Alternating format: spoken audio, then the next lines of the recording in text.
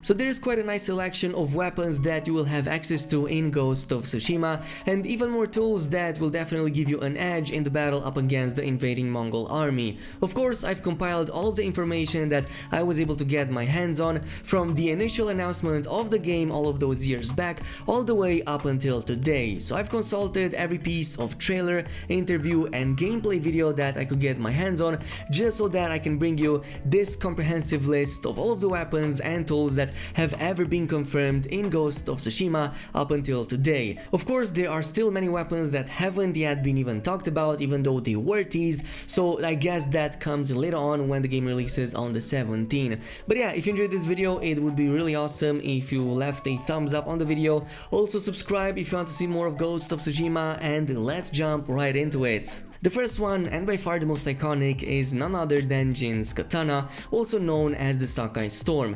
This has been a family heirloom for generations, and eventually it gets passed down to him as he grows up into becoming a samurai.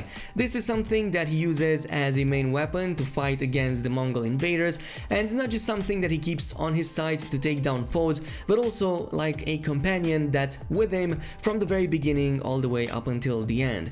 And not just that, the Sakai blade is something that will actually grow with Jin throughout his entire journey. It's been confirmed that, like many of the other main weapons in the game, the Sakai blade can also be upgraded both in stats as well as having its appearance changed. For that, you will make full use of all of the materials that you're able to find in the world of Ghost of Tsushima, some of which you can scavenge, some of them you can find in the wild, while others is something that you get rewarded from completing certain activities. It's also noteworthy that there's quite a nice layer of complexity to the combat in Ghost of Tsushima, especially for the katana gameplay, and most of this is added through the usage of stances. If you've played games like Nioh, you're probably familiarized with that, but in Ghost of Tsushima there are at least 3 stances that have been confirmed up until today.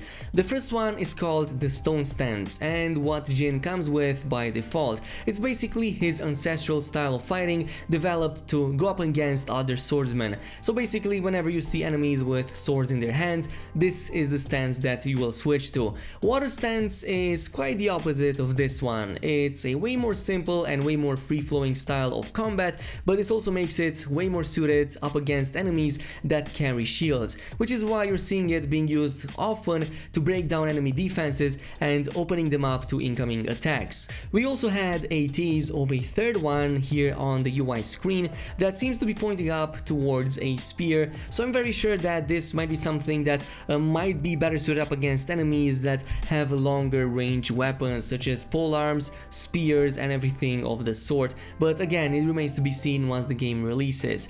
On the defense side, there's multiple ways to block and even avoid incoming damage. There's a button dedicated to blocking, which is the L1 on the controller, and you can hold this down and you will continuously block any incoming damage to a certain amount, of course, but just like many other similar games, this one also rewards perfect blocking. So if you tap L1 and block an attack just as the enemy is about to land it on you, this will make it so that your character is instead going to execute a parry, which is also going to expose the enemy up to more incoming damage. Furthermore, if you also upgrade that parry, if you parry at the right time, you can turn it into a perfect parry, which is also going to stun the enemy if you do it right, which will leave them open for some really devastating attacks, as we've seen from a lot of the gameplay footage in the past. Now, the second weapon that Jin is most likely using is the Tanto, also known as dagger or short sword. It's basically the one that he's always keeping by his side, right beneath his katana. This is mostly used in stealth assassination, so you will most likely make use of it when playing as a ghost. Assassinations can be pulled off in multiple ways. The most straightforward is simply approaching the enemy from behind and pressing square on your controller, which will execute an assassination on a single target. The same happens if you approach a target from an elevated position, and if you also press square, this will also execute a single assassination against a single target. Later in the game, and I presume once you invest some points into certain skill trees, this will also open up the chain assassination skill, which with the press of a triangle button will let you execute chain assassinations from an elevated position against groups of enemies, so very useful when you're taking down multiple groups at the same time. But we also saw multiple other types of attacks with the Tanto, including a critical strike from from the back. This is something that follows up after a smoke bomb and assuming the enemy is going to turn his back to you. Now this brings us to the third category, and that is of the ranged weapons, and specifically I want to go over the bows. There's at least two types of bows that we have access to in this game, the half bow and the long bow. Now the half bow is the one that's easier to draw and you can fire arrows much faster from it. Meanwhile the long bow is much heavier and also has the power to knock down enemies, but as a result it also takes a little bit longer to draw, as of course it has more tension on the string. Now what I've noticed from many of the interviews and some of the gameplay footage is that each of these have different types of arrows that you can access to. At the very least that's what the gameplay implies. So for example, for the half bow you have access to regular arrows as well as fire arrows, and possibly at least two more types that haven't yet been shown. Meanwhile for the long bow you at first have access to heavy arrows, which we saw being used against various enemies to even throw them back for quite a distance, and also what is likely an explosive type arrow, or at least something that provides high impact against enemies. Maybe something that penetrates armor, or maybe something that provides some type of shattering against enemies, but it would make sense to be an explosive arrow since explosives have been used in that region since the 10th century. Just like in the case of many of the other main weapons, this is also something that you can upgrade at your local NPC that deals with bow upgrades, and you will need to use some of the items and mats that you find randomly out in the world. But also for the bow there's a secret special type of attack that you can use by simply pressing the right analog stick, so R3 on your controller. We haven't seen this being used in action, but it's most likely going to use some of the resolve meter to probably cast a special type of arrow attack against your next target. Now since we're still on the subject of ranged weapons, let's also cover the kunai, which Jin also has access to, especially in the Ghost gameplay. This is basically a throwable knife, and from the footage we've seen up until now, it seems that it's quite literally OP. Take this enemy for example, which was armored pretty much from head to toe, yet was still killed with one shot from one single kunai throw, and the same followed suit with one of his other teammates that was also taken down in one blow. So I think it's safe to assume that this is going to be one powerful weapon that you have in limited amount, as we could see Jin only having two at the same time, so likely another craftable or something that you get to find in the world, but also something that you might want to keep a hold of so that you don't waste against useless enemies. Now speaking of ghost tools, in the same UI menu we also have access to smoke bombs. You couldn't be called a ninja if you didn't have access to something like this. It appears that this is something that's also craftable and Jin can carry multiple at the same time, and they have some really great utility. They are great at stunning and even disorienting enemies, so much so that this might even let them open up for further assassinations or critical hits when they are least expecting. But I assume it can also be used as a means of escaping when you're overwhelmed by too many enemies.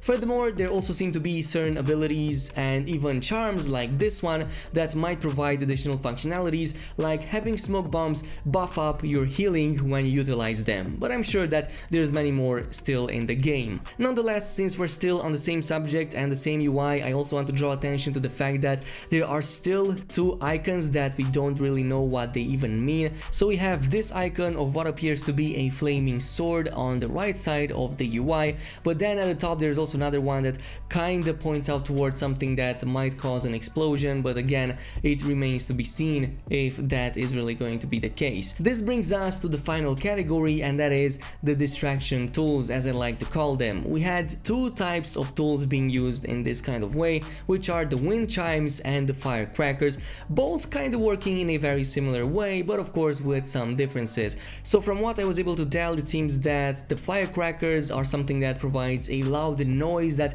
will even attract multiple enemies at the same time. It's very useful to use if you're planning on a chain assassination or taking down groups very fast. Meanwhile, wind chimes seem to be better suited at attracting enemies, especially since their sound seems to be more subdued, so you can like only attract one enemy and not alert the entire camp. And I'm sure that there's many other types of distraction tools out there as well. Nonetheless, this is it that has been confirmed up until now. Of course, we also have the grappling hook that I haven't included on the list because that's kind of like a tool that you use outside of combat. It's more for exploration rather than fighting enemies, though I'm sure that it's something that you will use to better position position yourself.